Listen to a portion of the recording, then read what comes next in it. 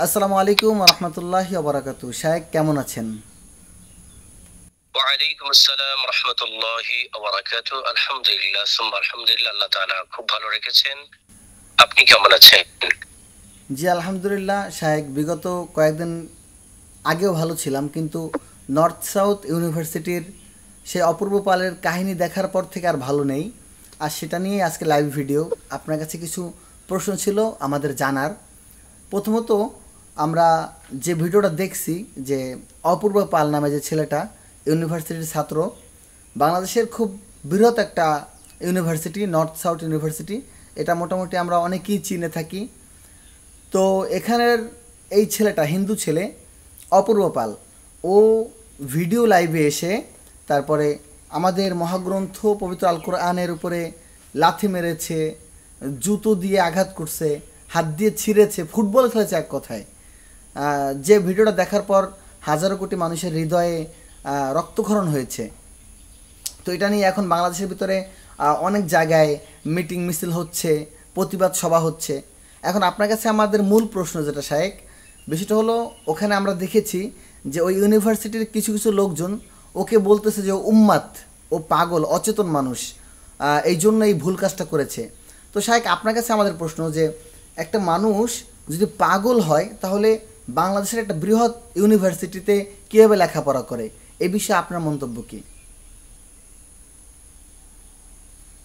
আলহামদুলিল্লাহ, দূরে কাছে প্রবাসে যারাই আজকে লাইভটি দেখছেন সকলকে মোবারকবাদ জানাচ্ছি। সকল প্রশংসা সেই মহান রব্বুল আলামিনের কাছে করেই আমরা শুরু করছি। অসংখ্য লাখো দরুদ মুহাম্মদ রাসূলুল্লাহ সাল্লাল্লাহু আলাইহি ওয়াসাল্লামের কাছে। প্রিয় ভাই, খুবই গুরুত্বপূর্ণ একটি বিষয়। এই বিষয়ে সদ্য নব্য কোনো বিষয় নয়। এই বিষয়টি বাংলাদেশের স্বাধীনতার পর থেকেই বাংলাদেশের বিভিন্ন অঞ্চলে বিভিন্ন জায়গায় ইসলাম, কোরআন এবং এই ধর্ম অবমাননা অসংখ্য নাস্তিক মুরতাদরা করেছে। বাংলাদেশের সচেতন ওলামায়ে কেরাম এবং মুসলিম জনতা সকলেই এর প্রতিবাদ করেছে, কিন্তু এর প্রতিবাদের মধ্য থেকেই কোনো কিছুই বাংলাদেশের মুসলমান দেখতে পারেনি। সারা বিশ্বের মাঝে দ্বিতীয়তম বৃহত্তম মুসলিম কান্ট্রি হচ্ছে বাংলাদেশ। এই বাংলাদেশের মধ্যে একটি প্রাইভেট ইউনিভার্সিটি নর্থ সাউথ, এই ইউনিভার্সিটিতে যে দুর্ঘটনাটি ঘটেছে, পূর্বেও অসংখ্য জায়গায় ঘটনা ঘটেছে। আসলে এইভাবে পাগল আখ্যা, বিভিন্ন ভাবে অসুস্থতা বা বিভিন্ন আখ্যা দিয়ে আসলে এদেরকে এক কুচক্র মহল যারাই এর পিছনে রয়েছে, এরাই এদেরকে উদ্ধার করতেছে। আসলে খুব দুঃখজনক বিষয় হচ্ছে এটাই যে একটা মুসলিম কান্ট্রিতে এ নিয়ে দাবি নিয়ে মাঠে নামতে হবে। আসলে এটাই একটি লজ্জাজনক বিষয় যে যে রাষ্ট্রের মধ্যে 94 থেকে 96% মুসলমান বসবাস করতেছে, যে রাষ্ট্রের ধর্মটা হচ্ছে ইসলাম, 1971 সালে ধর্ম নিরপেক্ষতা রাষ্ট্র থেকে 1988 সালে ইসলামকে রাষ্ট্রীয় ধর্ম হিসাবে এ রাষ্ট্রে গ্রহণ করা হয়েছে। সুতরাং এরপরেও এই রাষ্ট্রের বিধি বিধানে, রাষ্ট্রের আইনের মধ্যে এরকম কোন পরিবর্তন ইসলাম, মুসলমান, কোরআনের জন্য আসেনি। যদিও কোনো কিছু আইন করে থাকে, জেল জরিমানার আইন রয়েছে, কিন্তু সেটাও ওই জনগণ যখন আমরা মুসলমানরা প্রতিবাদ করে ততটুকু সময় থাকে, এরপরে আবার তাকে ছেড়ে দেওয়া হয়। পুনরায় সে মুসলমান ইসলামকে আঘাত করতেছে, দেশ ও জাতির মধ্যে একটি বিঘ্ন এবং বিভ্রান্তি ছড়াচ্ছে।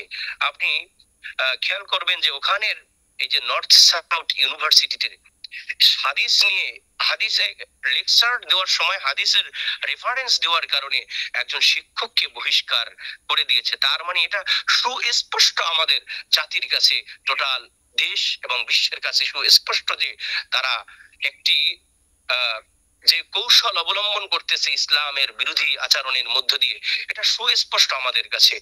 নতুবা কেন হাদিসের রেফারেন্সে লেকচার দেওয়ার কারণে সেই শিক্ষককে কেন বহিষ্কার করা হবে? আপনি দেখেন যে আমরা শুধু বাংলাদেশ, বহির্বিশ্বে আফগানিস্তান, ইরাক এবং সৌদি আরব সহ সোমালিয়াতে কোরআন অবমাননা, ইসলাম অবমাননা এবং রাসূল পাক সাল্লাল্লাহু আলাইহি ওয়াসাল্লামকে অবমাননা করার কারণে তাদের সংসদীয় আইন থেকে, তাদের বিধি বিধান থেকে তারা শাস্তির জন্য মৃত্যুদণ্ড দেওয়া হয়েছে।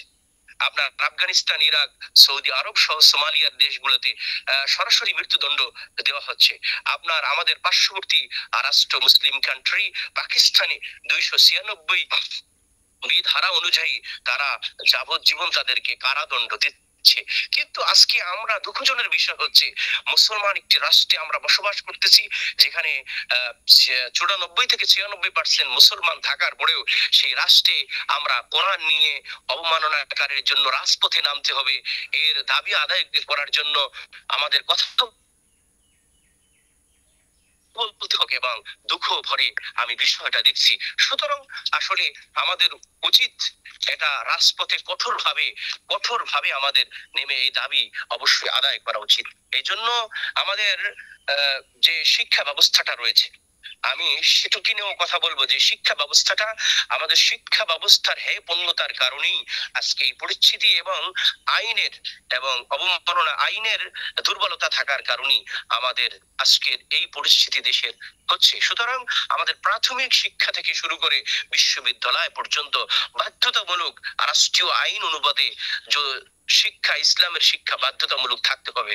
সে পার্সোনাল ইউনিভার্সিটি থাকুক, বা সরকারি ইউনিভার্সিটি থাকুক, প্রাইভেট ইউনিভার্সিটি থাকুক, বা ব্যক্তিগত কোনো কিছু থাকুক, বাধ্যতামূলক সেখানে ধর্মীয় শিক্ষা দিতে হবে। আপনি এই বিষয়টি লক্ষ্য করবেন, যারাই নাস্তিকতাবাদী করতেছে আসলে এরা কোনো ধর্মের লোক নয়।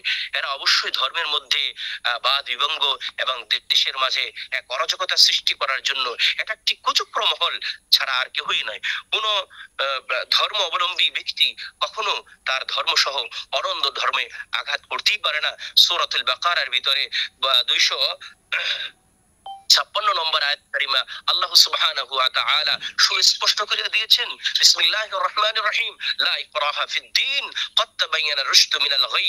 ধর্মের জন্য কোনো জোর জবরদস্তি নেই, নিশ্চয়ই সুপথ ও প্রকাশ্য পথে কুপথ থেকে পৃথক হয়ে গিয়েছে, প্রকাশ্যভাবে কুপথ থেকে পৃথক হয়ে গিয়েছে। সুতরাং মুসলমানদের এটা আদর্শ তারা লালন করে, কলিজায় ধারণ করে যে তারা ধর্ম নিয়ে বাড়াবাড়ি করবে না, বাড়াবাড়ি পছন্দ নয়। এটা সরাসরি আল্লাহ সুবহানাহু ওয়া তাআলাই বলেছে, তোমরা ধর্ম নিয়ে বাড়াবাড়ি করো না। এবং বিশ্বনবী পয়গম্বর আরবি সাল্লাল্লাহু আলাইহি ওয়াসাল্লাম, দোজাহানের বাদশাহ নবী, তিনি বিদায় হজের ভাষণেও তিনি যে কথাগুলো বলেছেন তার মধ্যে একটি কথা এটাও বলেছেন যে তোমরা কখনো ধর্ম নিয়ে বাড়াবাড়ি করবে না, জোর জবরদস্তি করবে না।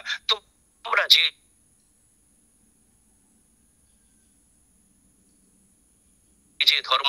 ধর্মভাবেই পালন করছি, আমাদের ইসলাম এবং কোরআন অবমাননা করবে, যেই কোরআন দেশ ও জাতির বিশ্ব ভূমণ্ডলের জন্য শান্তির একটি সুবার্তা এবং মেসেজ নিয়ে যে কোরআন এসেছে, সেই কোরআনকে অবমাননা করবে, আসলে এটা কোনো মুসলিম যারা ধর্ম অবশ্যই পালন করে, সে মুসলমানের কলিজায় যদি একটু ঈমান থাকে, সে কখনো এটা মেনে নিতে পারে না। সুতরাং এই হিসেবে আমরা অবশ্যই জোর দাবি জানাচ্ছি সরকার এবং প্রশাসনের কাছে, যদিও এটা লজ্জাজনক দাবি করাটা, তারপর আমি দাবি জানাচ্ছি যে আমাদের রাষ্ট্র ধর্মের যে পার্লামেন্ট অব গভর্নমেন্টের মধ্যে যারা রয়েছে তারা অবশ্যই মুসলমান, এবং আইন কানুন যারা করতেছে তারাও মুসলমান, এবং এদেশের 94% থেকে 96% এই মুসলমানের রাষ্ট্রে অবশ্যই কঠোর থেকে কঠোর আইন বাস্তবায়ন করতে হবে।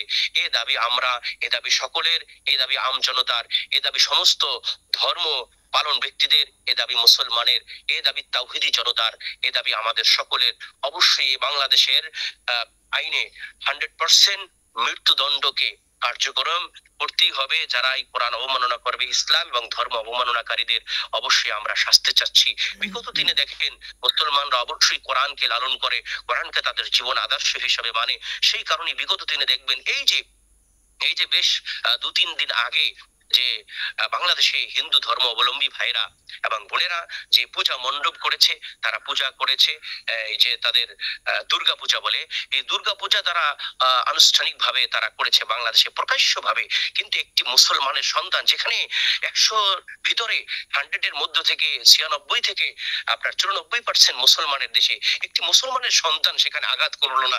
কোনো হিন্দু মণ্ডপে কোনোভাবে তারা কোনো অপকর্ম বা কোনো দুর্বৃত্ত বা কোনো কর্মকাণ্ড করেনি, তাদের কাজে কোনো বাধা দেয়নি। তার মানে হলো ইসলাম সুন্দর, ইসলাম শান্তি, ইসলামই হলো সুন্দর একটি পথ, সিরাতাল মুস্তাকিম, সহজ সরল সঠিক পথ। সুতরাং ধর্ম নিয়ে আমরা আলাই তো সূরাতুল বাকারায় 256 নম্বর আয়াতে বলেছেন লা ইকরাহা ফিদ্দিন, ধর্ম নিয়ে কারো উপরে জোর জবরদস্তি করো না। সুতরাং মুসলমানের এই স্বাধীনতার পরে এই বাংলাদেশের ইতিহাসে মুসলমানরা কোন ধর্ম অবলম্বীর উপরে আঘাত করেছে, কোন পূজা মণ্ডপে আঘাত করেছে, কোন ধর্মের প্রতি কটূক্তি করেছে, এরকম কোন ইতিহাস, এই যে হলুদ মিডিয়াগুলো, যে মিডিয়াগুলো সবসময় শকুনের মতো মুসলমানের দিকে তাকিয়ে থাকে, মুসলমানের অবমাননার জন্য, মুসলমানের বিভিন্ন দুষ্ত্রুটি নিয়ে যারা শকুনের মতো তাকিয়ে থাকে মিডিয়াগুলো, এই মিডিয়াগুলো, নাস্তিকতা মিডিয়াগুলো আজ পর্যন্ত একটি প্রমাণ আমাদেরকে দেখাতে পারবে না যে মুসলমান কোন জায়গায় আঘাত করেছে।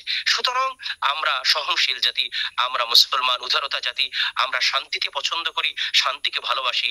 মুসলমান ইসলাম মানে শান্তি। এই শান্তির যদি অখণ্ডতা যারাই করতে চাচ্ছে, এই নাস্তিক মুরতাদ, এদেরকে অবশ্যই প্রতিহত করতে হবে। এর জন্য কঠোর থেকে কঠোর আইন শুধু করেই নয়, আইনকে পরিপূর্ণরূপে বাস্তব রূপে দেখাতে হবে, বাস্তবতায় আনতে হবে। এজন্য সরকার এবং উপদেষ্টা মণ্ডলী যারাই রয়েছে সকলের কাছে আমার উদারত আহ্বান এবং জোর দাবি রইল, অবশ্যই আমরা সেটাকে দেখতে চাই, বাংলার মানুষ এটা দেখবে ইনশাআল্লাহ।